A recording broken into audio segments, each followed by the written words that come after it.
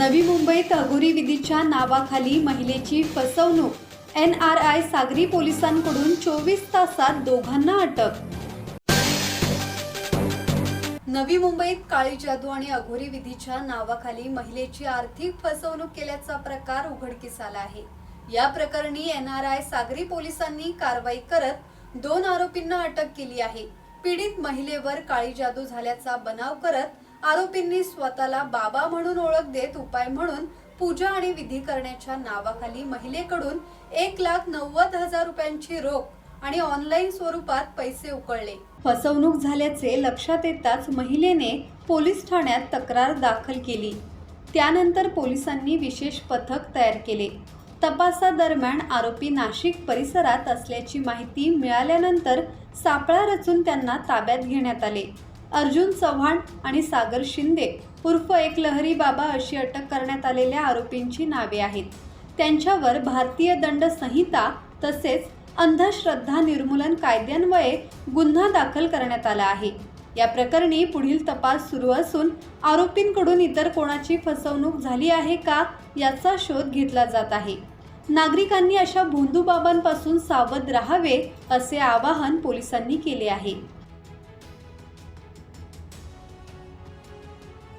NRI police स्टेशनचं detection आहे. NRI police स्टेशनला एक कंप्लेंट आली जादूटोण्याची आणि सध्याचे भोंदूबाबांचं सगळीकडं आपण ऐकतोय त्याच्याबद्दलची एक तक्रार होती. पीडित महिला आहे.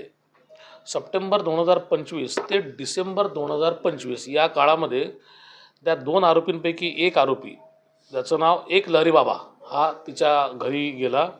दिवाळे गावात ती राहणारी आहे आणि तिला सांगितलं की तुझ्यावर काळी जादू झालेली आहे, तुझ्यावरती करणी कोणीतरी केलेली आहे, मोठी आपदा तुझ्यावर येणार आहे, त्यामुळे तुझी प्रगती होत नाही, तुझ्या आयुष्यात जे काही प्रॉब्लेम सुरू आहे त्याचं ते कारण आहे.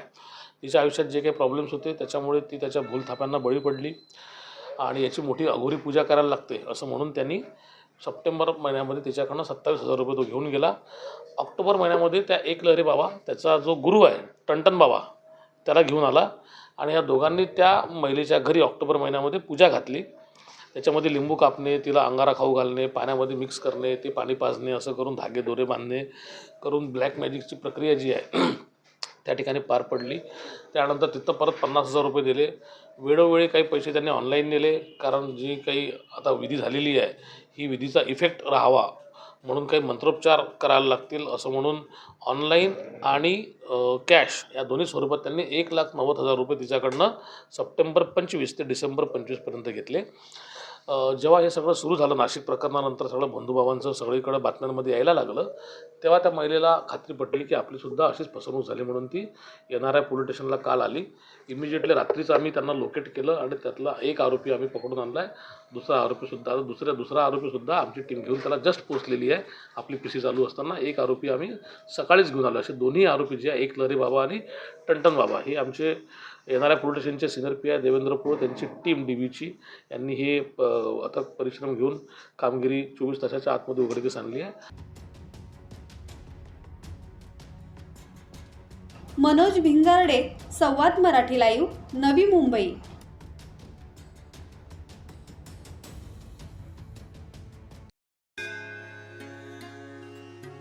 श्री गणपती संस्थान महड, तालुका खालापूर, जिल्हा रायगड. श्री वरद विनायकाच्या भक्तांसाठी भक्त निवासाची सोय, स्वच्छता आणि 24 तास गरम पाणी. CCTVची नजर. आगाऊ नोंदणीसाठी संपर्क करा 02192 26 69 12 72 76 47 38 54.